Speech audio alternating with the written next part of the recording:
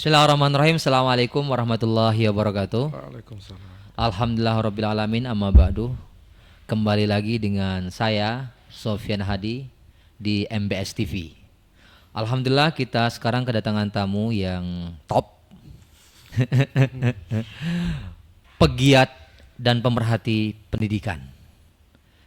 Hari ini kita banyak mendengar dan menjadi isu yang selalu dibahas pendidikan ini. Di setiap momentum, setiap tahun, setiap jelang pilkada selalu menjadi isu yang sangat hangat. Apa itu? Kampanyenya soal pendidikan, kesehatan, kesejahteraan sosial dan seterusnya. Bahkan amanat undang-undang kita itu 20% mengamanatkan untuk APBN kita 20% khusus untuk pendidikan. Nah, ini akan kami bedah, akan kami bahas dengan pegiat dan pemerhati pendidikan. Ada sahabat kita, tamu yang luar biasa, yaitu sahabat Ari Hardi. Gimana kabar Mas? Alhamdulillah baik, Bang Sofyan. Masya Allah. Tapi masih semangat ya? Semangat, semangat. Semangat. Hmm. Menyuarakan isu-isu pendidikan, Ya. pemerhati pendidikan. Di tengah curat marutnya, Di kita tengah harus carut semangat. marut. Tapi jujur Bang, Mas, yang namanya pendidikan ini selalu menjadi campaign seluruh elemen pemerintah, baik dari tingkat kabupaten kota, tingkat provinsi, sampai ini menjadi jargon-jargonnya para pemimpin kita di tingkat menteri maupun di presiden. Sehingga selalu menarik untuk dibahas. Tapi apakah pembahasan hari ini akan kita menemukan banyak celah? Atau sudah on the track pendidikan kita? Ini akan kita bahas. Tapi sebelum itu, aktivitas hari ini apa? Gimana? Aman saja semua?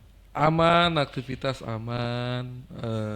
Belum ada hal yang inilah ya, aman-aman. Aman ya? Ngajar aman? Ngajar aman, aktif di jaringan pemantau pendidikan Indonesia aman. Itu masih belum diculik itu, walaupun kadang sering mengkritisi misalnya pemerintah gitu. Aman lah. Tapi saya ingin mengawali dengan yang tadi yang saya sebutkan tadi, bahwasanya amanat undang-undang kita 20% untuk pendidikan. Apakah sudah efektif? Atau pendidikan kita perlu ditambah dari APBN 30% kah, 40% kah? Atau mungkin ini 20% sudah cukup, cuma ya mohon maaf dengan pejabat-pejabat kita yang kurang amanah gitu kan. Contoh beberapa waktu yang lalu kan kita dengar dana apa Bos biasanya, bos misalkan diseludupkan, digunakan di tempat yang bukan seharusnya dipakai. Gimana menurut Mas Ari soal isu-isu ini? Tadi bridging yang awal tuh menarik. Yang Bang Sofyan bilang bahwa tentang pendidikan itu selalu menjadi komoditi politik yang bisa menyerap banyak suara kan, elektoral gitu kan. Nah itu, tapi kalau mau boleh jujur saya katakan gitu, apa yang disuarakan oleh para politisi atau para calon kepala daerah itu, pertama untuk tidak mengatakan salah sambung ya, sebenarnya miskonsepsi. Jadi sebenarnya tidak ada yang namanya pendidikan gratis. Karena kalau dengan pakai nomenklatur gratis, itu berarti seakan-akan negara itu kemudian memberikan apa namanya kehebatan dia, terus kemudian bisa menggratiskan pendidikan. Padahal yang menjadi dasar pendidikan yang mereka bilang gratis itu kan sebenarnya Undang-Undang Dasar pasal 31 ya. Itu yang pertama, bahwa warga negara berhak mendapatkan pendidikan dasar, dan warga negara wajib mengikuti pendidikan dasar, dan pemerintah wajib membiayai atau tanpa memungut biaya. Lalu di butir yang ketiga tentang 20%, 20%. bahwa APBN dan APBD itu seminimalnya itu 20% itu untuk urusan pendidikan. Nah, itu kan dasarnya. Dan artinya pendidikan itu adalah hak, Bang. Pendidikan itu adalah hak seluruh warga negara. Seluruh anak, terutama pendidikan dasar. Yang disebut pendidikan dasar itu adalah apa namanya pendidikan dasar dan menengah. Artinya bukan artinya dasar tuh hanya SD, Bukan tapi ya, SD, SMP dan juga SMA. Itu 12 tahun. 12 Nah, tahun. 12 tahun itu kan pendidikan dasar itu kan basic education, itu kan istilah internasional. Istilah pendidikan internasional lah. Yang disebut basic education itu ya primary school sama secondary school. Primary itu ya dasar, SD, SMP dan secondary itu ya SMA gitu. Pendidikan pendidikan SD, SMA 12 tahun lah intinya. Nah, itu harusnya kalau ikut amanat undang-undang ini, undang-undang dasar itu bebas biaya Bebas tanpa biaya memungut seharusnya ya. biaya.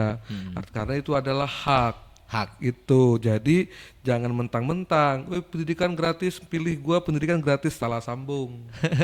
Itu tugas ente gitu. Itu tugas Anda nanti kalau jadi itu adalah Dikawal gitu. kawal ini undang-undang, baik undang-undang dasarnya, bunyi undang-undang Sisdiknasnya yang nomor 20 tahun 2003 juga menyatakan bahwa seperti itu.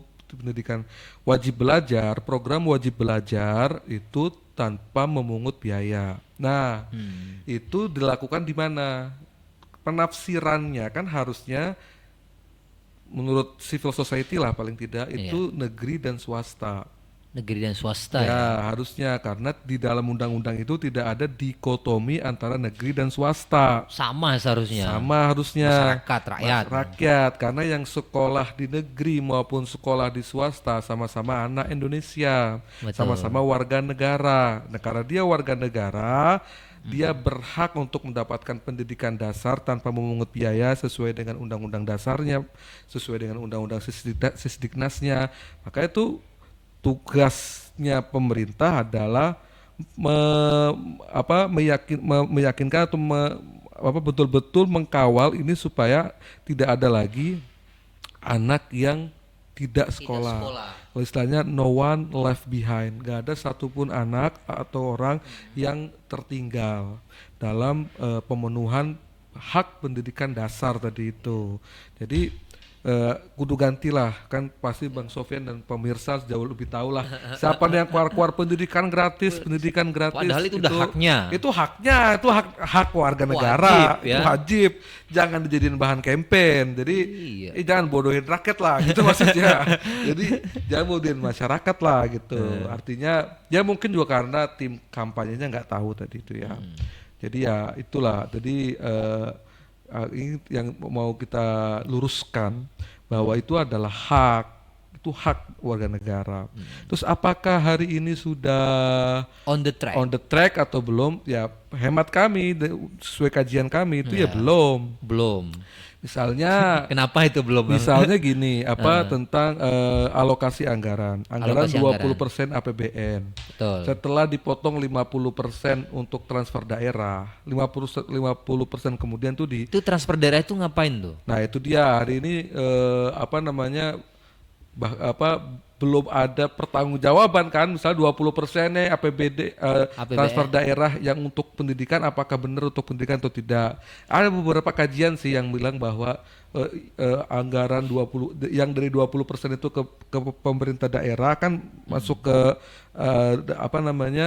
pendapatan daerah. Nah, itu APBD. memang untuk ini gaji. Paling banyak katanya untuk gaji. Oh, operasional berarti ya, Tapi operasional kan- pegawai gitu. Iya, tapi kan dia belum selesai nih. Itu baru dari APBN, sedangkan amanat undang-undang dasarnya APBN dan APBD. Oh, ada. APBD juga 20%. Jadi baik kabupaten kota atau provinsi. Provinsi. Nah, 20%. Kan ininya ya harapannya kan itu bisa untuk kemudian menutupi kekurangan-kekurangan anggaran pendidikan gitu kan, dan bisa tadi memenuhi hak warga negara untuk mendapatkan pendidikan dasar tanpa dipungut biaya gitu. Memang sih tanpa dipungut biaya gratis. Iya. Tapi kalau udah ngomong gratis, misalnya itu kan kayak sesuatu yang misalnya Bang Sofyan nih buat lu gratis. Artinya itu emang punya gue. Itu buat lu, istilahnya gitu kan. Betul. Gratis. Cuma-cuma namanya Cuma-cuma, gratis. Tapi ini tanpa memungut biaya artinya itu hak rakyat. Anda jangan pungut biaya gitu. Atau siapapun yang mengelola pendidikan jangan memungut biaya. Karena, nah ini supaya nggak mispersepsi, karena pembiayaan pendidikan itu di cover oleh negara Negara. kan gitu. Inilah apa namanya ya, konsepnya seperti itu. Di dalam pembiayaan pendidikan itu kan ada dua, Bang. Ada Ya, direct cost, ada indirect cost. indirect Apa cost. sih yang direct cost itu kan berarti pembiayaan langsung. Langsung. Pembiayaan langsung ini tuh seperti singkatnya aja seperti uang pangkal, terus uang Uang gedung, terus gedung. misalnya terus uang buat gaji guru. Nah, itu direct cost. Itu dibiayai sama Full. negara gitu. Bukan biaya, itu harus di cover sama negara karena amanat undang-undang. Nah, yang indirect kayak misalnya beli baju Beli sekolah sekolah, beli seragam. seragam, beli sepatu, beli tas gitu misalnya atau ongkos. Nah, Hmm. itu dibebani kepada peserta didik atau orang tua peserta Peserta. didik. Nah, ketika orang tua peserta didik itu kemudian tidak mampu atau ada economic issue di situ, gak bisa, mungkin memang miskin misalnya gitu, negara hadir dengan bantuan sosial gitu loh. Jadi untuk membantu dia gitu supaya yang untuk keperluan yang indirect atau yang tidak langsung dipenuhi dengan program bantuan sosial, mungkin sekarang KJP Iya, KJP, misalnya atau betul betul. KIP gitu. Nah, untuk pembiayaan direct cost-nya itu sama pemerintah sama Pemerintah. negara karena itu hak. Nah, makanya yang isu hari ini di Jakarta itu pendidikan udah tuh, pendidikan swasta dan negeri itu ya gratis, walaupun ini nomenklatur yang salah ya, tapi dibilang kan gratis Tapi gitu. pada faktanya bang, sekarang masuk sekolah, mohon maaf ya, masuk sekolah yang favorit misalkan ya, dia harus mengeluarkan kos yang banyak. Nah, betul. Nah, gini. Itu di mana rumusnya itu? Nah, aku mau kasih info ya. Sudah setahun Jaringan Pemantau Pendidikan Indonesia itu beserta dengan koalisi, beserta dengan jaringan masyarakat sipil itu apa namanya? Advokasi, GR JR. Undang-Undang Sisdiknas untuk meminta tafsir kepada Mahkamah Konstitusi tentang Oke, tentang tanpa mau memungut biaya ini, biaya apakah hanya negeri saja atau juga dengan swasta, swasta. kan gitu. Hingga hari ini tuh belum kelar. Belum Itu ada belum putusan ada putusan final. final. Bahkan kita menunggu-nunggu banget nih para karena hari ini kan running nih RUU Sisdiknas itu udah Ya, masuk prolegnas. Nah, ini mau akan ada perubahan undang-undang undang-undang Sisdiknas. Sisnas. Maka kesimpulan dari Mahkamah Konstitusi itu sangat penting agar tidak tidak telat ketika ini misalnya udah running, udah diputuskan, dia baru keluar misalnya atau apa seperti apa, itu telat. Nah, untuk lihat tadi anak-anak yang sekolah unggulan itu ada bang yang tanya, nanti kalau misalnya tanpa memungut biaya atau gratis lah tadi kayak gitu, yang di sekolah unggulan atau yang di sekolah mahal gitu gimana, gratis juga? Mereka nggak mau lah, mereka punya standar sendiri dan lain-lain. Nah, ini perlu diluruskan bahwa apa namanya, ini kita menegakkan konstitusi itu bahwa itu adalah hak. Tapi ketika orang tidak mengambil haknya, kan tidak Itu boleh. masalah. Iya, kan Iya jadi juga. kalau misalnya dia mungkin keluarga mampu, ini aku sering banget aku bilang bahwa anak itu diproteksi oleh dua hal, dilindungi oleh dua sistem atau Norma, dua sistem lah gitu, sistem. misalnya sistem perlindungan orang tuanya dan Ah, sistem pemerintah. Nah, misalnya kalau misalnya seorang anak punya orang tuanya punya sistem perlindungan yang baik, artinya mungkin kaya, punya uang, bisa menyekolahkan anaknya ke sekolah yang lebih baik gitu, ya, apa namanya itu choices gitu, pilihan, pilihan. silakan. Kan kita ada tuh di pemerintah tuh ada standar pelayanan minimum, sesuaikan aja SPM-nya, hitung-hitungan JPP itu misalnya untuk pendidikan dasar sekolah SD itu 8 juta per tahun. Per Nah, tahun. berarti negara bisa membiayai dengan itu 8 juta misalnya. Oke. Nah, ada sekolah, sebutlah sekolah sekolah X gitu atau sekolah Ya. C gitu yang SPM-nya dalam setahun itu lebih dari 8 juta. Ya negara kan Nggak nggak bisa bisa. Akhirnya cover itu, dia betul. sendiri. Artinya itu akan jadi apa ya? Memberi rakyat tuh akan sendirinya memahami gitu bahwa Heeh. oh semua ini gini karena si pendidikan itu apa namanya diberikan kepada anak kepada rakyat bukan kepada lembaga pendidikan gitu loh. Jadi ya anak ini ngikutin SPM-nya kan. Kalau dia memang bisanya misalnya dari kalangan keluarga nggak mampu terus kemudian dapat pembiayaan itu Heeh. ke sekolah swasta karena nggak bisa masuk negeri. Ini tapi konteksnya swasta ini bro ya. Swasta kan negeri Swasta. kan sudah kan. Negeri nggak boleh. Negeri kan sudah Sudah gratis atau gratis. sudah tidak dipungut biaya kan swasta yang masih. Nah, aku mau sampaikan, kenapa sih kita harus memperjuangkan pendidikan tanpa dipungut biaya? Gini, tahun 2024 itu angka anak tidak sekolah ATS itu ada 4 juta, 4 juta koma sekian. 4 juta Ya, bro. itu se-Indonesia anak tidak sekolah. Tidak sekolah tuh. Tidak sekolah. Dan itu mayoritasnya itu karena faktor pembiayaan. Pembiayaan. Nah, faktor ekonomi. Biasa mereka ini misalnya apa namanya di tempatnya mungkin nggak ada sekolah negeri ataupun ada sekolah negeri kayak konteks Jakarta tapi nggak bisa masuk negeri akhirnya dia ke swasta karena swasta bayar Ah. dia akhirnya putus sekolah atau nggak melanjutkan Yang sekolah 4 juta ini bukan hal yang sedikit bro. banyak. 4 juta ini. Kalau kursi DPR itu bisa dapat berapa kursi tuh 4 Eh, juta? Iya, Banyak. maksudnya berarti 4 juta yang nggak sekolah ini 4 juta calon pengangguran bro. Lah iya dan ya akhirnya kan 4 juta itu banyak sekali Iya. untuk konteks SDGs poin 4 tentang quality education, Betul. pendidikan berkualitas itu jangankan 4 juta, satu aja masalah. Satu aja masalah betul. Karena no one left behind kan. Betul. Nah ini range-nya tuh selalu naik angka anak tidak sekolah. Atau mungkin tadi anak tidak sekolah nggak melanjutkan atau dia memang belum pernah bersekolah itu banyak sekali itu. Karena Masih jutaan tuh loh. jadi mohon maaf ya. Kadang kan orang mau masuk sekolah negeri susah seleksinya. PPDB-nya kan. PPDB-nya susah. Ya mohon maaf saja ya. Bisa dibilang lah keluarga-keluarga yang tidak benar bersentuhan dengan negeri itu hampir selanjutnya itu nggak akan pernah bersentuhan dengan negeri pak. Benar. Ya. Oke, itu permasalahan pertama. Terus yang kedua, ketika dia mau masuk sekolah swasta dengan tadi bahwasanya tidak tercover pemerintah gitu kan, itu kan akan susah. Iya, Jadi dan banyak loh yang di Jakarta juga banyak. Jakarta banyak. Yang anak-anak yang Ini kok- sekolah swasta, iya. anak-anak yang sekolah swasta nggak bisa ngambil ijazahnya. Banyak itu kasus Iya, itu. karena belum bayar SPP dan lain-lain. Kita nggak bisa tuh, nggak bisa ngomong ke swasta kasih aja nggak bisa karena regulasi. Mereka tuh harus bayar gurunya, harus bayar infrastrukturnya, sasprasnya gitu-gitu, sarprasnya itu kan dari uang itu kan. Itu banyak sekali di Banyak ya. Bogor juga aku lupa angkanya cuma ribuan. Ini di kota besar ini. Iya loh di Ibu kota. Jabodetabek, nggak jauh Jabodetabek. dari Merdeka ini. Makanya pindah ke IKN biar agak jauh.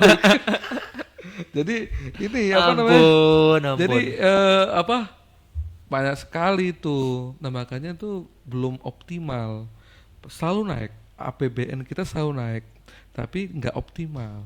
Tadi sebut korupsi, ya banyak sekali korupsi. ICW lah, lihat aja ICW itu udah merilis kan. Pendidikan itu selalu ada di posisi 5 besar. 5 besar. Bukan lembaga, apa namanya sektor yang terkorup. Itu pendidikan. Rata-rata itu dana bos dan triliunan yang jadi potensi kerugian negaranya itu. Ya dana bos yang paling mayoritas.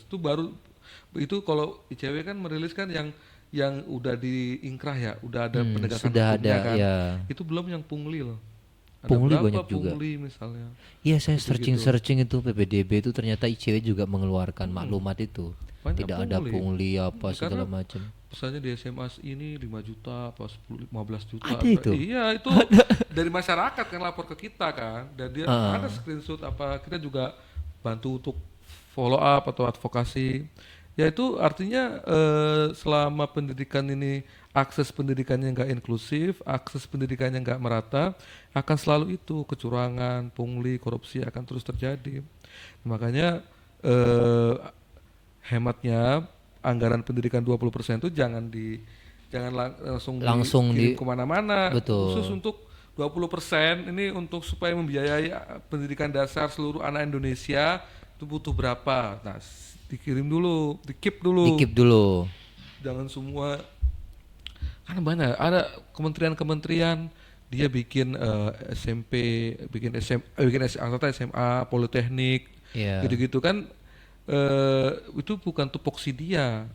Oke lah, dia pengen ada apa namanya, ada pendidikan yang khusus untuk mempersiapkan calon-calon aparatur sipil, aparatur negara di sektor kementeriannya misalnya.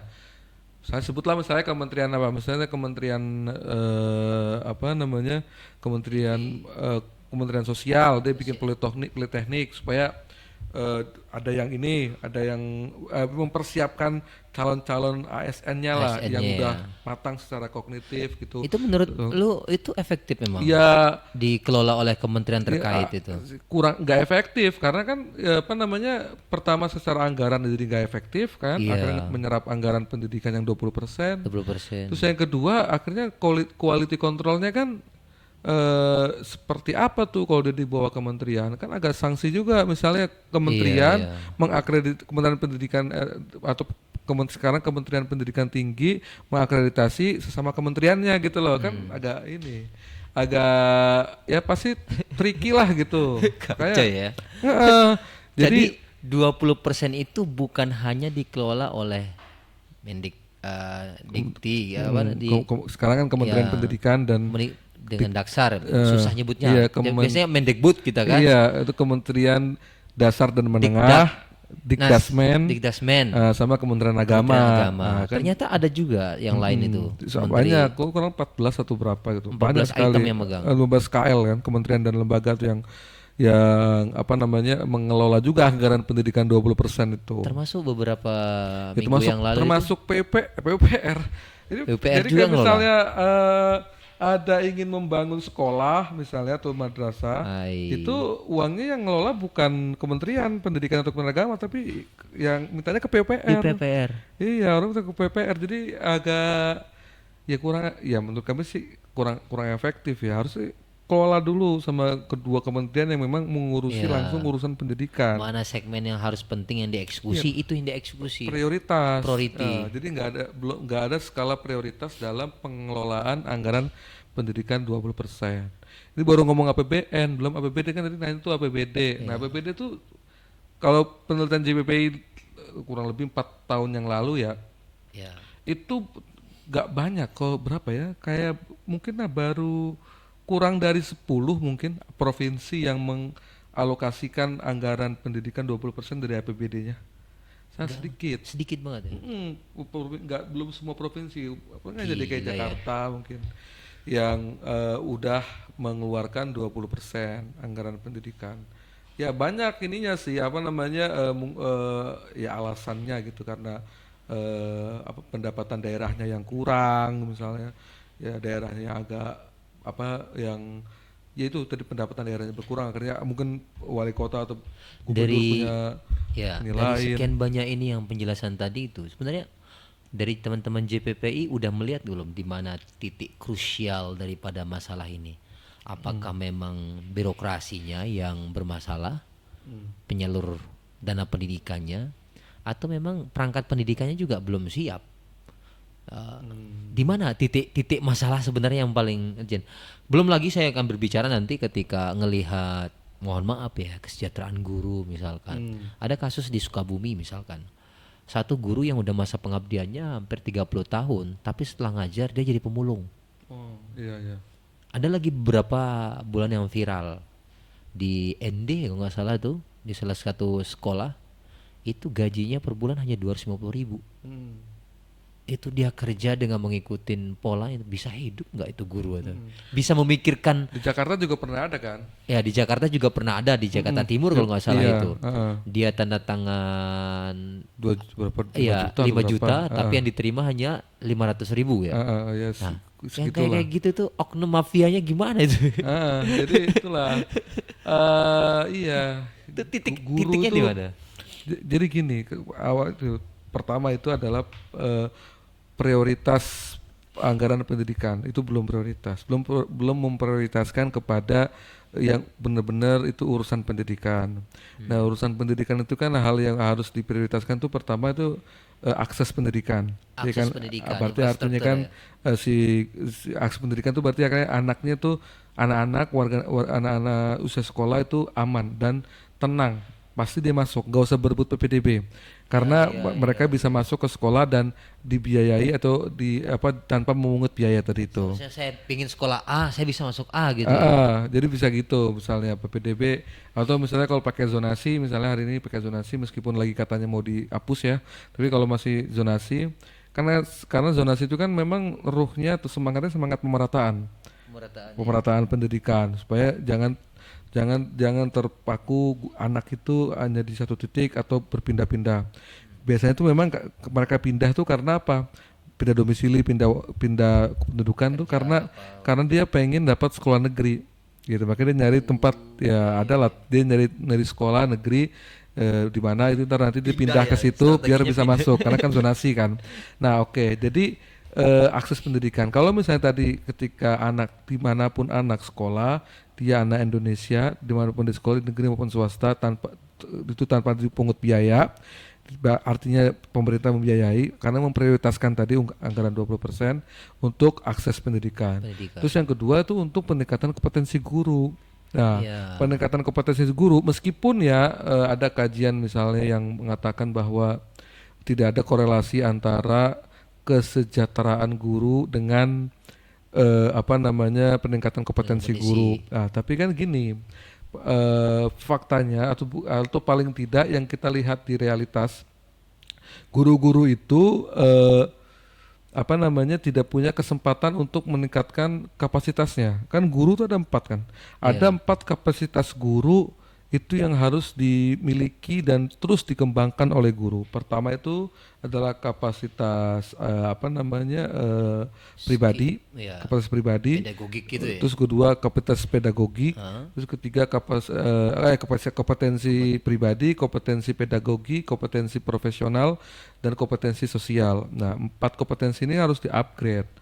Kalau misalnya bicara kompetensi pedagogi, berarti kan dia harus terus upgrade tentang metode-metode pengajaran dan pembelajaran yang terbaru, yang efektif, gitu-gitu kan. Karena yang guru hadapi adalah murid atau pelajar yang dia juga bukan bukan apa namanya bukan tong kosong.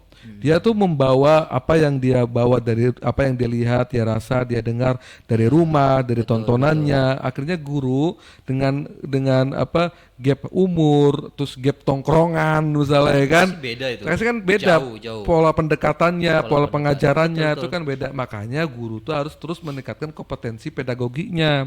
Nah, pertanyaan tadi kembali ke tadi, dia harus menghidupi dirinya, keluarganya, ya kan? Jadi kan ukuran kesejahteraan tuh bukan apa ya hanya diukur dari guru bisa punya mobil, guru Bukan bisa, kaya raya lah. ya bukan Cukup itu. aja. Yang penting cukup. Yang penting cukup ya. Dia nggak apa namanya Harus mewah gitu. nggak harus mewah gitu. Artinya tanya guru-guru yang penting dia bisa untuk ngasih makan dirinya, keluarganya, kalau dia punya anak, Iya. itu kan ya teori Maslow lah, ya kan? Ya kan yang Ya, paling ya. dasar tuh kan apa namanya kebutuhan fisik, Fisik. kan, makan apa segala gitu kan. minum, iya, tempat Itulah, tinggal. iya baru kebutuhan yang berikutnya kebutuhan aman, safety need kan. Terus baru terakhir tuh apa namanya aktualisasi diri. Nah ini kan guru butuh itu. Guru tuh bukan bukan apa namanya robot yang bisa di upgrade dengan cara dicolok Yang atau cari di-install ulang gitu. install ulang nggak begitu kan. Ya terus makanya konsepnya tuh sejahtera ya bukan sejahtera harus mewah tapi dia bisa paling tidak ada rasa aman lah. Dia bisa makan, ngasih makan. Dia bisa apa namanya pergi ke sekolah untuk ngajar tanpa harus mikirin beli bensin apa segala. Pasti dipikirin kalau memang gajinya cuma 200.000 per bulan. Itu gimana cara cara memilah-milahnya. Tapi gini bro, sorry ya, bapak gua guru, Hmm. pensiunan guru. Dia ASN, PNS ya dari tahun 92 Oh, udah pensiun kan. Ya tahun emang saya pensiun lihat tahun 2018 2000 ya 2018-an lah pensiun kan. lama Memang saya lihat itu kalau lihat slip gajinya ya dari 25.000, 50.000, 120 sampai dia dapat sertifikasi pertama dulu waktu. Nah, sama istri gue juga guru swasta, belum ASN. Tapi maksud gue begini, bro. Kebijakan pemerintah yang kan juga banyak untuk mengambil lini-lini itu ya. Termasuk bagaimana juga memposisikan dirinya di tempat yang memang dihargai kan. Guru itu dihargai, bisa dapat ini dan lain-lain. Kemudian ada juga namanya kan dapat dari honor daerah kan. ya, Ada itu kan kebijakan itu juga. ya kebijakan daerah. Ya, misalkan ada yang 500.000, ada yang 1 juta kan. Itu sebenarnya bisa diakses nggak sama semua guru honorer gitu? Nah itu problem yang hari ini jadi problem ini kan guru-guru honorer yang apa namanya memiliki kesulitan tersendiri untuk mengakses sertifikasi dan lain-lain. Jangankan guru honorer, guru ASN yang ASN juga ya? yang dia kemudian guru PAI misalnya, konteksnya guru PAI yang ngajar di sekolah di bawah Kementerian Pendidikan itu kan nggak bisa akses untuk sertifikasi, nggak bisa ikut PPG karena secara pengangkatan yang dia diangkat oleh Kementerian Agama, tapi dia ngajarnya di bawah Di bawah lembaga pendidikan di bawah Kementerian Pendidikan. pendidikan. Nah, itu sampai sekarang tuh sampai ada yang menghitung kalau dia ingin sertifikasi dan lain-lain tuh butuh waktu nunggunya 5 tahun. 5 tahun. Iya, kalah antrian keburu haji lemes kalah. itu. Antrian haji kan paling lama berapa sih? 25 berapa gitu ya. Dia 50 tahun, keburu pensiun dari baru sertifikasi itu. Jadi memang pengelolaan tata kelola guru kita ini memang masih surat marut lah. Carut marut ya. Masih surat marut. Karena ya nggak tahu mungkin apa kalau kita kasih apa rekomendasi pengelolaan guru itu satu pintu. Kenapa satu pintu? Agar guru itu nggak di kantong-kantong yang lain. Jadi hari ini tuh terkesan ya. Tadi anak ya, kita bicara anak udah tuh. Faktanya anak tuh di kantong-kantong. Ada di kantong negeri, di kantong swasta. Betul. Dan pelayanannya berbeda, diskriminatif. Guru juga demikian. Ada guru yang negeri, ada yang guru swasta, ada guru di bawah Kementerian Pendidikan, ada guru di bawah Kementerian Agama. Ini kantong-kantong beda nih, dan dia regulasinya berbeda sampai Berbeda-beda. jadi sertifikasinya kadang berbeda, jumlah nominal sertifikasinya juga berbeda. Nah itu dan kadang juga nggak dapet, nunggu waktu lama gitu-gitu. Nah ini karena ya penelitian inilah istilahnya pengamatan kita sementara itu karena pengelolaan guru yang nggak single gitu, nggak satu gitu. Akhirnya jadi ada perbedaan perilaku perlakuan antara yang honorer yang enggak, antara yang di Kemendikbud sama di Kemenak. Nah ini kan perlu pemerintah ke depan nih mungkin ya bisa fokuslah ke situ. Nah ketimbang fokus mikirin ini UN apa enggak gitu kan, mending isu juga iya kan, itu kan lagi booming banget tuh UN apa enggak, lebih baik itu Lebih baik perhatiin kesejahteraan guru, terus peningkatan kompetensi guru gitu. Guru tuh ini loh 4 kompetensi tadi tuh berat loh. Itu guru itu kalau ada seorang yang bilang tuh guru tuh kayak setengah nabi gitu. Dia kepribadiannya harus oke, terus sosialnya oke gitu. Nggak boleh tercerah guru itu, nggak boleh. Ya kalau guru akhirnya tadi apa dari ya apa semua profesi itu baik sih, semua profesi itu benar halal gitu.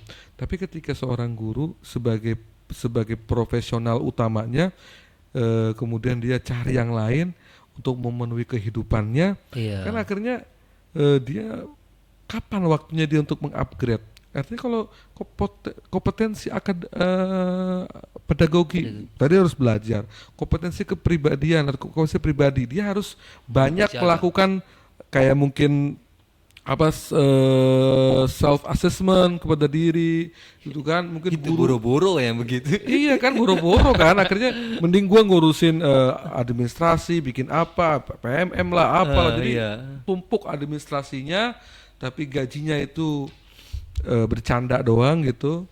Nah terus kompetensi guru akhirnya nggak naik gitu. Jadi perlu artinya pemerintah tuh fokus saja untuk akses sama peningkatan kompetensi guru. Nah, itu maksudnya si APBN-nya tadi itu. Si APBN 20%, APBD-nya yang 20% itu 20%. baik provinsi maupun kabupaten kota. Berarti ini harus ada pengawasan pemerintah pusat juga terkait pembagian APBD, bro. Itu dia sayangnya Instrumen itu nggak jalan. sayangnya ini gak aku yang ngomong, salah satu anggota DPR. Anggota DPR ketika kita RDP ya, aku lupa juga siapa namanya. Itu yang periode lalu tapi bukan yang sekarang. Ketika kita RDP di Komisi 10 tuh katanya kita nggak bisa nih ngaudit si APBD-nya itu ya kan. Karena kekuasaan Ya Kemendagri DPR, kan. enggak, Di DPRD, DPRD provinsi atau kabupaten kota kabupaten kan, kota gitu. untuk bisa Kan. memanggil dinas-dinas terkait. Misalnya kemarin kan dapat tuh 50% ke pemerintah daerah. Kamu ngapain? Buat apa? Bahwa kan nggak bisa kan. Itu Oh, makanya JPP juga kan sekarang lagi mencoba membuat penelitian budget tracking kan di 2 provinsi gitu. Jadi ya. apa namanya untuk melihat dan untuk memberikan rekomendasi tentunya gitu. Ya paling Sampelnya tidak mana tuh sampelnya kalau di boleh tahu? Jakarta, Jakarta DKI ya. Jakarta sama Jawa Barat. Jawa Barat. Jawa Barat. Terus kalau Jakarta kalau Jakarta emang semua karena dia ini kan khusus ya. Jadi semua satu provinsi. Kalau Jawa Barat tuh ya Jawa Baratnya dan Kabupaten Bogor. Itu dijadiin sampel gitu, bukan untuk apa tapi untuk memberikan rekomendasi bahwa siapa ini masih running nih penelitiannya. Nanti mungkin akhir tahun atau awal tahun depan ya. Akhir tahun mungkin kita bisa rilis tuh penelitian. Nah, ini usaha-usaha gitu dari masyarakat sipil gitu untuk itu pengawasan. Karena penting tuh pengawasan masyarakat sipil. Tapi kalau role model yang tadi disampaikan APBN sesuai dengan target, APBD juga dilaksanakan sesuai dengan amanat undang-undang, itu bisa terjawab nggak? Tuntas nggak masalah-masalah itu? Kita sih yakin Kesenjangan. bisa. Bisa ya? Bisa karena besar sekali sih. Besar, 20% itu besar loh. Besar banget, berapa 600 sekian triliun ya kan. Besar banget, bisa banget. Artinya gini, political will. Jadi political will pemerintah daerah dan pemerintah pusat tentunya. Makanya inilah apa namanya? Ya itu tadi ya, jangan jangan sampai apa namanya campaign itu tidak dibarengi dengan political will yang kokoh. Iya. Karena biasa kan kadang ngomongnya misalnya nih, saya tuh bayangin ya, pokoknya pendidikan gratis misalnya, wah semua milih dia. Semua iya Setelah betul. itu KMP mana juga. katanya gratis, iya itu kan gratis sekolah negeri ya kan, jadi kacau tuh. Maksudnya pendidikan politiknya jangan dalam tanda kutip mengelabui atau memanipulasi masyarakat gitu misalnya. Ya harus benar-benar sesuai dengan konstitusi bahwa ini saya akan menegakkan konstitusi bahwa pendidikan dasar tidak dipungut biaya. Saya akan upayakan APBD 20% untuk urusan pendidikan. Pendidikan Itu gitu kan ya. konkret dan sesuai dengan konstitusi dan undang-undang. Masyarakat juga akhirnya dalam menagih nanti janji atau pertanggungjawabannya kan jelas. Mana pertanggungjawabanmu untuk menegakkan konstitusi, untuk menyelesaikan urusan akses pendidikan dan kompetensi guru misalnya. Itu lebih lebih fair gitu ketimbang jargon-jargon yang hanya untuk kepentingan elektoral semata Gratis gitu. gitu. Padahal pada faktanya mohon maaf ya, hancur juga. Ya, iya kan, karena gitu-gitu juga itu ya. Sesuatu yang apa ya? Apa political will itu penting banget dalam aku lupa dulu pernah ada seorang politisi gitu dari mana, tapi bukan dari Indonesia ya. Itu ketika dia jadi presiden dia bilang pokoknya program kerja saya itu pendidikan tuh, terus akhirnya pendidikannya jadi bagus.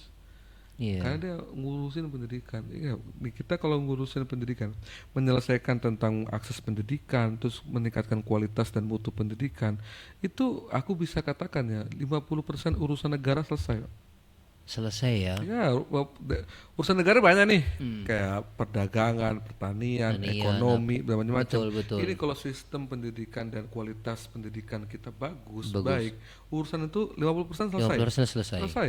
Karena semua itu berawal dari pendidikan. Pendidikan itu hal yang paling penting, Mendasar itu. mendasar dan bisa menentukan karakter dan nasib bangsa ke depan. Mm. Ini kita baru bicara anggaran, belum bicara tentang kurikulum, belum bicara tentang apa Waduh, itu namanya. ruwet Iya, itu kan sesuatu yang itu kalau bagus, baik, selesai. Urusan 50% urusan negaranya selesai ini. Selesai. Misalnya kalau kita anggap urusan negara itu tawuran.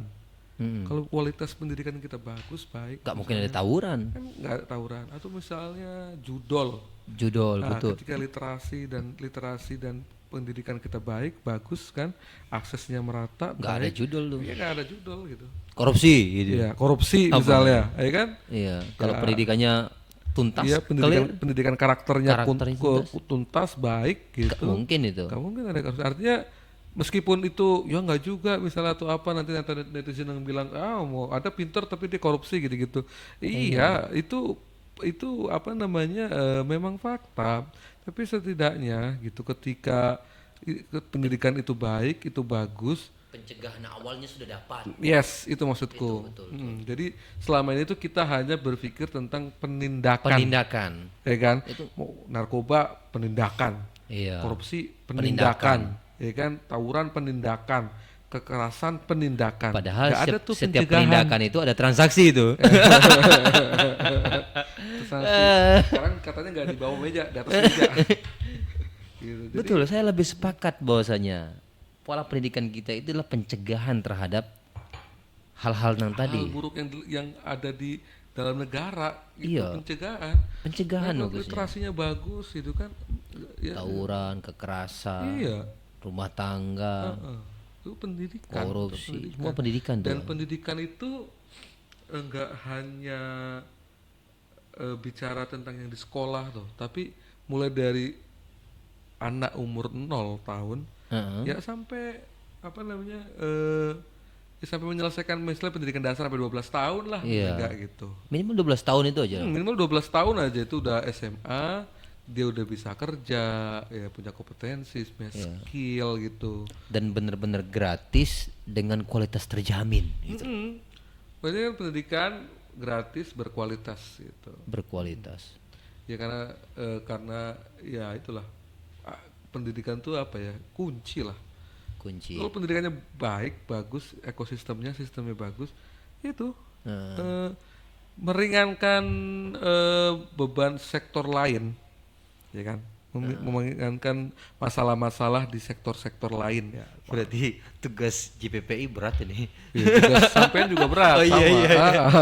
Terutama nih yang fakultas-fakultas pendidikan. Iya benar, Iya. apalagi LPTK. Bentar, jadi salah satu tadi Bang Sofyan bilang apa sih yang harus dibenahi yang paling Iya. prioritas. Tadi ketika prioritas anggaran harus prioritas kepada akses dan pemerataan mutu dan akses pendidikan. Terus juga apa namanya penguatan LPTK, penguatan lembaga-lembaga pendidikan yang memproduksi guru. Guru ya. Itu harus. Selama ini kan yang dibenahi itu kan hanya hilir. Orang-orang yang sudah lulus keguruan atau lulus S2, S1 jadi guru ya kan, masuk guru terus ikut PPG kan sekarang kan. PPG Ikut ya. pendidikan profesi Pendidikan guru, profesi guru. ya kan, dulu kan akta 4. Itu cuma 4 bulan, Bro. Iya 4 bulan. Enggak itu sih sebenarnya untuk Lah ya kan, artinya mengasah 4 kompetensi itu apakah nah iya. 1 bulan pedagogik, Iya 1 bulan 1 bulan profesional 1 gitu. bulan sosial, terus apa lagi? Apa pribadi. Pribadi. Kepribadian iya ya susah lah, makanya harusnya di LPTK mereka yang memang Atau masuk kembalikan PGA gitu ya, pendidikan guru. ya boleh pendidikan guru agama kan ya Guru PGA. agama, Ya ya. boleh bisa jadi, atau yang ada sekarang udah ada UPI, ada UNJ, ada Fakultas Tarbiyah, Fakultas Keguruan misalnya. Nah itu inputnya, jadi kalau rekomendasi JBP itu atau paling tidak teman-teman civil society lah, itu inputnya tuh sudah harus terseleksi, artinya sudah harus terseleksi dengan 4 kompetensi ini gitu. Jadi supaya yang masuk ke lembaga pendidikan yang memproduksi guru tadi itu atau mencetak para guru itu sudah benar-benar memang mereka yang ingin jadi guru. Sekarang faktanya tuh Bang, ada mahasiswa Fakultas Pendidikan Ya, Tarbiyah misalnya ditanya, "Mau jadi guru?" Enggak. enggak juga. Iya, jadi loh kok bisa ya dia masuk Fakultas Pendidikan Tapi bukan fakultas Tarbiyah? buangan ya, Tarbiyah. Ya kan Ada kalau ada kalau yang ada yang mengarah ke situ. iya iyalah, karena kan ketika dia bilang ya, enggak Jadi juga guru sih, kan? pokoknya biar dapat ijazah aja gitu. Terus Ampun. jadi guru, ya kan? Jadi kan palingnya jadi guru atau ya memang gue dapat ijazah gitu. Jadi ada kasuistik yang seperti itu gitu. Nah ini artinya LPTK ini harus berbenah dan pemerintah perhatikan tuh para LPTK itu, perhatikan para lembaga-lembaga yang memang dia mendidik para calon guru gitu. Itu penting banget agar si calon-calon guru itu sudah tunnya selaras dari mulai dia masuk fakultas keguruan, fakultas pendidikan dan dia menjadi guru gitu kan. Untuk memperdalam atau prajabatan dia misalnya ikut PPG itu udah apa 4 bulan. Nah itu apa ya itu yang penting ya, maksudnya yang salah satu hal yang harus dibenahi juga sama Iya. Saya sama malah si pemerintah bagusnya lah. mengusulkan tuh JPPI itu. Jadi punya akal apa namanya, ide gimana kalau sekolah keguruan tuh ada semenjak SMA atau SMK. Boleh juga itu Iya, benar. jadi bukan hanya penguatan dalam sains, IPA, IPS yang dalam bahasa gitu. Maksudnya ada memang satu sekolah kejuruan, memang keguruan gitu. Apakah dibuat berapa berapa tipe lah. Pertama PGA misalkan yang udah pernah ada di negeri ini kan, sekolah guru agama gitu. Itu kan memang dididik. Contoh alumni bapak saya itu PGA. PGA berapa tahun baru sejenis lengkap ini dan lain-lain itu banyak. Nah, termasuk nanti guru-guru sains gitu kan dibuat memang dia memang fokus ke sains gitu kan. Apalagi sekarang ini kan Wapres lagi menggalakkan untuk masuk di sekolah itu coding ya. Coding. Ya coding. Dibuat satu sekolah coding gitu. Ah, Saya yakin juga nanti akan produksi karena pernah saya dengar dengar diskusi-diskusi renyah di sini. Termasuk misalkan yang Mahfud MD itu kan dulu sekolah kehakiman katanya. iya. Betul nggak? Ada dulu sekolah Ya kehakiman. aku pernah Pernah aku dengar, nggak tahu. kita kan belum ngerasain ya usia-usia kita nih Pokoknya Pak bro. Mahfud pernah cerita itu. Iya, sekolah kehakiman. Maksudnya dengan ada sekolah kehakiman, ada PGA itu menghasilkan ya mohon maaf ya keren gitu loh. Keren. Ada hakim-hakim yang punya integritas. Ada guru-guru yang mempunyai karakter yang memang dibentuk semenjak dia SMA. Udah mulai. Maksudnya itu seharusnya itu. Coba JPPI bisa nggak itu menggalakkan Bisa itu? juga sih untuk jadi ya apa kajian dan mungkin diberikan disampaikan lah policy brief lah paling enggak gitu. Iya. Tapi kalau di setauku ya dan aku termasuk kayak pesantren Gontor atau alumni Gontor gitu kayak Gontor Darun Najah gitu kan dia memang ini tuh SMA-nya atau madrasahnya aliyahnya itu untuk calon guru tuh karena kayak Gontor kan kuliatul muallimin Ya, al islamiyah kan ya pendidikan guru kan muallim kan.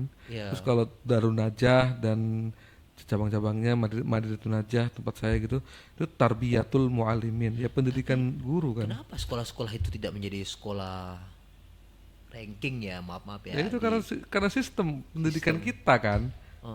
Saya searching dia misal di Google situ kan. Misal man terbaik gitu, menjadi ya di mana? Serpong, Gorontalo apa. Terus SMA terbaik banyak di Jakarta, itu Jakarta Selatan khususnya.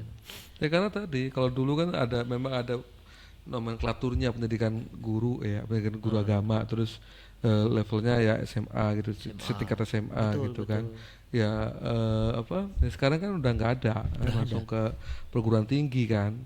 Nah itu ya apa namanya kekhasan dan keunikan pendidikan di Indonesia itu memang banyak banget sih ya. Ya Gontor aja kan karena dia punya kurikulum sendiri kan.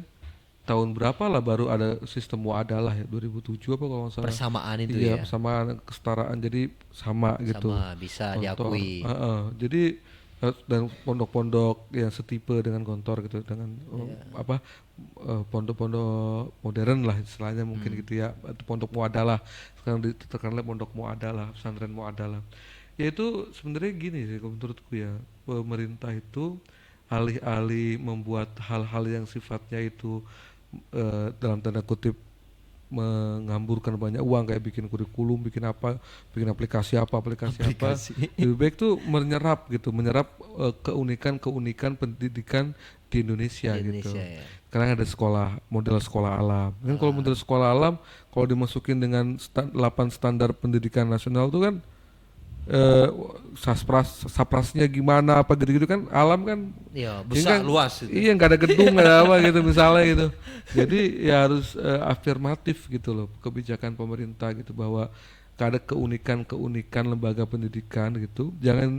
didiskriminasikan gitu bahkan kalau bisa ya afirmatif yang kan udah istilahnya yang legacy yang baik kan seperti muadalah itu ya perlu juga misalnya muadalah untuk ya, lembaga-lembaga pendidikan tapi mungkin ada standarnya tetap sebagai Tetap sebuah ada pendidikan standarisasi ya. tetap ada standarnya cuma ya nggak disamakan dengan yang lain kan 8 ada standar sarana prasarana tadi itu standar pembiayaan itu kan Banyak pasti standar. iya 8 itu kan masa ada standar 8 ditentukan nasional untuk melihat Indonesia yang begitu luas dan beragam Beragam. gitu loh baik itu masyarakatnya terus geografisnya gitu-gitu kan nggak bisa disamakan jadi bukan gua ini kontra nggak mau ada standar tetap harus ada standar pendidikan itu sebagai sebuah apa namanya kewajiban untuk Kewajiban. mencerdaskan kehidupan bangsa ini kan butuh ada standar yang bisa kita jadiin tolak ukur dan evaluasi gitu loh Ah, nah itu tapi jangan juga menjadikan itu disamaratakan. mengekang itu di dijadiin kacamata kuda gitu maksudnya gitu jangan kayak gitu jadi perlu lebih Bijak, fleksibel lah fleksibel. gitu fleksibel jangan kalau sama kan gimana yang di 3T Yang daerah terluar, iya itu kan tertinggal. jadi butuh fleksibilitas lah jadi lebih istilahnya meskipun mungkin bahasanya minimal gitu. Tapi kan kalau udah Ya, standarnya nasional kayak gitu dan gak fleksibel gitu, ya coret-coret kan aja. agak sulit juga tuh akreditasi lah, apalah nanti gitu loh. Kalau ada kan ada standar penilaian tuh, ya kan nanti kalau misalnya sekolahnya harus masuk dari pagi sampai sore misalnya. Hmm. Tapi dalam kultur masyarakat di sana tidak bisa pagi gitu misalnya, karena pagi dia harus bertani kah atau nelayan, akhirnya Nelayan. bisanya siang atau sore. Terus karena alih-alih karena ingin supaya dapat akreditasi yang bagus, dia akhirnya ngelapornya tetap pagi, Walaupun pelaksanaannya sore sore. sore. Itu kan Karena nelayan nggak mungkin keluar sore kan. iya, itu kan sesuatu yang eh kalau fleksibel ya biar gak ini maksud aku biar dunia pendidikan itu tidak dibiasakan dengan yang manipulatif gitu loh jadi karena tadi kan ke sekolah gue nggak bisa kalau si pagi karena pagi mereka ada aktivitas lain yang itu memang tradisi misalnya itu memang udah kebutuhan mereka bisanya sore tapi akreditasi ini atau maksud evaluasi lembaga pendidikannya ini harus pagi gitu Harus kan pagi. iya makanya akhirnya dibuatnya pagi dalam tanda kutip ya jadi menipu kan Ya. berbohong kan Dan itu nggak pas dunia pendidikan. iya dong jadi jangan sampai gitu jangan sampai dunia pendidikan itu karena ingin Ngejar standar mengejar tadi. standar akhirnya ada manipulasi termasuk UN tadi itu UN kan juga gitu ujian nasional yang dulu kan pas UN kalau ngomong UN berarti UN yang dulu lah ya kan sekarang kan udah nggak ada UN Gua dapat UN dulu tuh. iya kan UN itu kan akhirnya seberapa yakin anda bahwa UN itu adalah semua jawaban anda ya kan artinya karena banyak kasus masalah problem UN ini ampun. apa diganti Iya.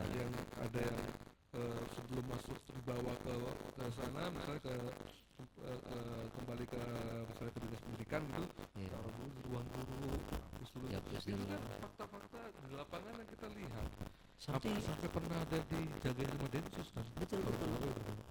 Sampai soalnya dikawal ketat polisi. iya itu sampai ada yang ditaruh di penjara di sel kan Iya. terus yang ada dalam penjara di luar tapi di Tapi mohon maaf dulu ya, ketika kita mau masuk kita dikasih bocoran soal atau bocoran jawaban. Kalau itu nggak tahu kita benar atau salah itu kan. Ikut aja kadang orang-orang kan. Jadi akhirnya makanya gini Manipulasi. seperti itu manipulatif banget. Nah, UN tuh soalnya sekarang kan Jadi UN oke, yes or no? ya UN no. No. Kalau UN kan dulu no. No. Nah, karena UN itu apa dari segi kemanfaatannya lebih banyak mudorotnya lah gitu ya daripada kebaikannya gitu. Misalnya kecemasan, terus orientasi siswa tuh hanya kepada UN, ya kan? Terus banyak apa namanya manipulasi tadi.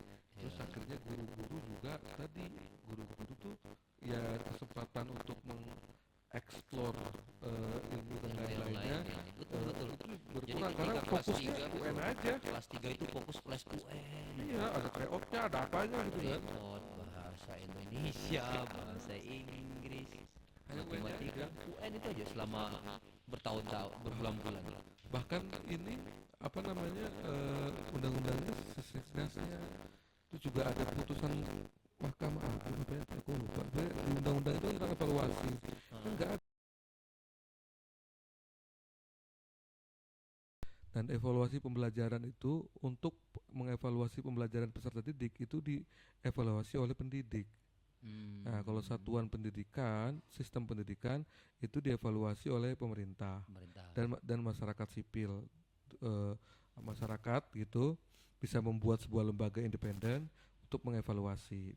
Kalau dulu BNSP namanya. Jadi Ya, harusnya itu ya ujian sekolah lah, itu masih masuk akal lah. masih masuk akal di sekolah Meskipun ya. UAS. Gitu. Meskipun ketika ujian nasional itu dijadikan sebagai standar untuk kelulusan, itu menyalahi undang-undang dasar, itu menyalahi Pancasila. Menyalahi undang-undang dasar kenapa? Karena pendidikan dasar tadi kan pasal 31 wajib Iya, wajib. hak dan rakyat wajib mengikuti. Masa di-cut sama pemerintah? Akhirnya ente nggak bisa SMP karena ente nggak lulus UN, bahaya banget tuh kan. Ente nggak bisa ke SMA karena ente nggak lulus UN, padahal itu hak mereka gitu. Maka kurang pas UN itu, ya nggak bisa diiniin lah. Gini apa untuk meningkatkan motivasi belajar anak. Nah, kita kan inginnya kan ini pendidikan itu kan usaha sadar kan bro. Ya, Pendidikan usaha itu kan sadar. usaha sadar. Kalau misalnya mereka para pelajar untuk memotivasi mereka untuk belajar, dia dibuat UN, takut-takuti biar nggak lulus, nanti nggak lulus. Apakah itu sadar? Apakah atau hanya tekanan gitu loh?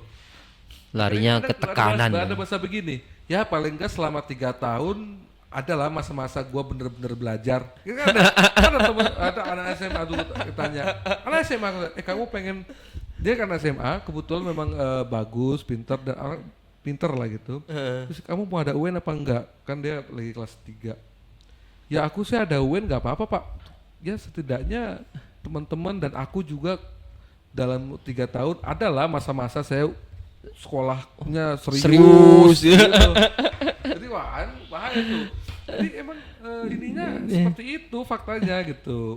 Jadi bukan kesadaran ya. Jadi bukan kesadaran, tapi Emang terpacu oleh paksaan, tekanan, ketakutan dulu buat ntar gimana nggak lulus apa segala.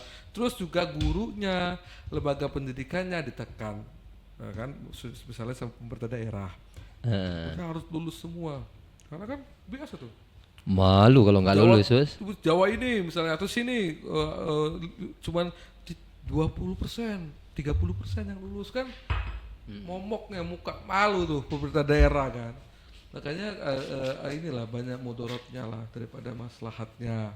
Nah, terus gimana evaluasi? Misalnya kalau memang kemudian ingin tetap ada UN pemerintah, ya dibuat fair. Dibuat fair itu pertama jangan membebani peserta didik, tapi ujian itu harus berpihak kepada peserta didik. Maka usulannya Kalau mau ada UN, ya UN itu opsional, hanya untuk Evaluasi. para peserta didik atau pelajar yang ingin melanjutkan ke pendidikan tinggi. Karena kan salah satu kepentingan UN itu ada beberapa kampus perguruan tinggi yang merasa bingung dengan sistem tanpa UN, dengan sistem sekarang nggak ada Iya. IPA IPS. Ini gimana nih untuk menilai gitu loh. Penilaiannya ya. Untuk menilai anak ini layak masuk ke Betul. perguruan tinggi gua Masuk gitu. akal juga di situ. Iya kan masuk akal kan. Ya. Jadi makanya ketika itu karena itu kepentingannya adalah kepentingan perguruan tinggi dan kepentingan dunia kerja, misalnya mungkin ada sektor-sektor pekerjaan yang membutuhkan nilai-nilai ujian Ujian yang nasional yang bagus, ya. terstandar tadi itu. Ya aku nggak tahu pekerjaan apa, walaupun faktanya sekarang kan lebih banyak skill kan yang Skill aja dibutuhkan ya, dunia betul. pekerjaan kan, daripada nilai-nilai kognitif. Nah maka ujian nasional itu untuk anak SMA yang masuk perguruan tinggi dan dan harus sesuai dengan peminatan. Jangan belajarnya minatnya ini tapi yang diuji ini gitu loh. Ya. Misalnya dia minatnya maunya ke dokteran misalnya, tapi yang diuji misalnya ya bahasa Indonesia, bahasa Inggris, terus geografi apa semuanya. Enggak nyambung ya. Iya kan, jadi dia akan bercabang. Dia cukup. Jadi anak itu istilahnya udah punya target masa depan. Gua SMA, gue pengen ke kampus FKUI misalnya. Iya. Oke, di FKUI merilis standarnya adalah misalnya kemampuan literasi. Nah, ujiannya jangan ujian mapel atau pelajaran, tapi ujian literasi, numerasi dan berpikir kritis. Itu kan Ujian tools lah itu, iya, alat instrumen. ini jangan ujiannya IPA lagi, PS lagi gitu misalnya gitu. Iya. Ya inilah misalnya rekomendasinya lah. Nah itu dibuat sesuai peminatan, terus standarnya dilihat dirilis oleh para perguruan tinggi, rumpun perguruan tinggi lah, misalnya perguruan tinggi yang rumpun kesehatan, rumpun humaniora, terus rumpun teknik misalnya itu dia standar, numerasinya harus, matematikanya harus sekian, terus literasinya ini harus sekian, terus gitu-gitu. Mereka belajar itu. Iya, jadi kelihatan ini ya, apa namanya, punya isi lah. Iya, dan bermakna. Bermakna, Jadi ujian itu bermakna. bukan ujian mata pelajaran. Karena kan ketika bicara tentang evaluasi pendidikan, evaluasi pembelajaran ini, kepentingan evaluasi ini untuk siapa? Iya. Kan gitu. Betul. Untuk pemerintah kah, untuk peserta didik kah, atau untuk guru? Guru. Nah, kalau ketika dalam proses belajar dari kelas 1 sampai kelas 12 misalnya, itu kan kepentingannya itu untuk evaluasi itu untuk orang tua, biar dia tahu kompetensi anaknya, perkembangan anaknya, dan buat guru kan. Buat gurunya. Gitu kan. Oke lah, pemerintah juga butuh, misalnya pemerintah daerah butuh. Ya. Nah itu dan itu jangan sampai tadi mengekat si peserta didik atau pelajar untuk menyelesaikan jenjang pendidikan wajibnya itu. Biar pas 12 tahun.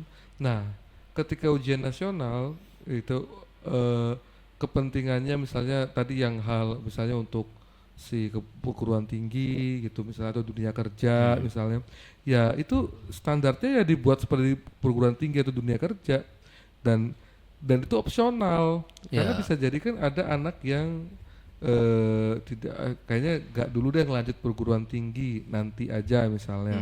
Kalau nanti berarti kan dia nggak ikut ujian nasional, dia ikutnya ujian sekolah untuk mendapatkan sertifikat tamat sekolah, bukan kelulusan. Jadi semua anak itu lulus tapi tamat tidak, dan nilai itu penting. Misalnya ada buat kuota misalnya, kalau yang dia ikut UN, nilai UN-nya bagus, bisa masuk gitu kan. Jadi emang sekarang itu ya pendidikan itu emang ya tidak 100% pro terhadap siswa ya. Betul, tidak. Kalau melihat penjelasan Mas Hari tadi itu tidak berpihak kepada anak lah. tidak berpihak terhadap anak. Makanya harus. Dan terkadang guru itu juga terjebak dengan banyak hal-hal administratif gitu. Itu juga banyak dirasakan lelah. Itu. Baik administrasi. Banyak sebenarnya ini. Baik administrasi yang diminta oleh negara pemerintah dan Maupun- administrasi yang diminta sama Ibu Kapolda. Iya kan? Nah, yang Ibu urusan apa, dapur ya kan. Dapur. Luar biasa, luar biasa. Istri itu kan. Banyak sekali isu-isu pendidikan ini. Kalau kita bisa garis bawahi ya soal keberpihakan anggaran dan harus ada keselarasan antara anggaran yang dari pusat dengan daerah. Ini juga kita rasa kalau 20% itu udah cukup ya Mas Ari ya. Insya Allah cukup. Sudah cukup. Kemudian ada pendidikan yang harus berpihak terhadap peserta didik. Dan guru juga harus diperhatikan kesejahteraannya terkait terutama untuk mengangkat 4 skill. Ini menjadi pusat perhatian pemerintah juga. Karena betul juga kalau guru itu dari 4 skillnya aja kurang, ya bagaimana mau ditiru sama siswa. Muridnya. Sedangkan guru itu adalah digugu dan ditiru. Jangan sampai yang ditirunya yang tadi, yang enggak gitu kan. Dan kita percaya bahwasanya pendidikan ini mampu mengangkat harkat martabat manusia. Betul, betul. Karena ini menjadi kunci untuk kemajuan bangsa. Kalau tadi Mas Ari mengambil kesimpulan, selesai pendidikan berarti 50% permasalahan di negara Republik ini bisa tuntas. Iya, selesai.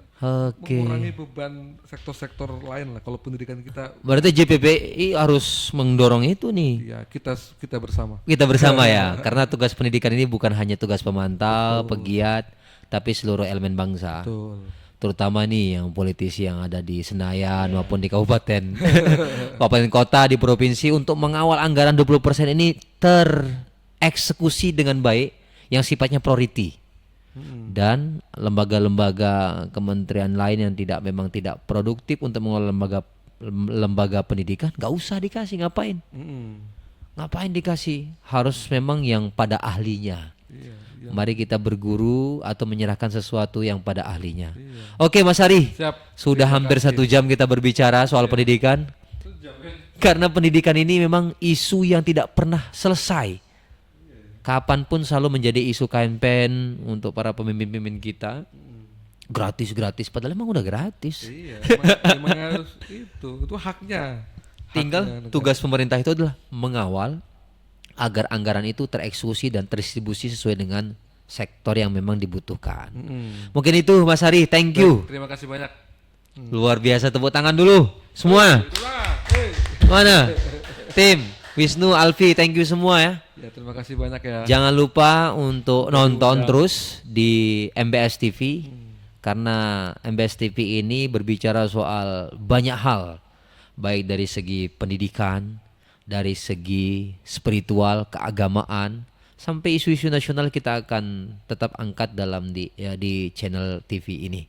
Terima kasih Mas Ari. Thank you very much. Assalamualaikum warahmatullahi wabarakatuh. Waalaikumsalam. Tetap di MBS TV selalu. Jangan lupa klik, tonton, dan subscribe. Thank you. Thank you. 1 jam lebih bro.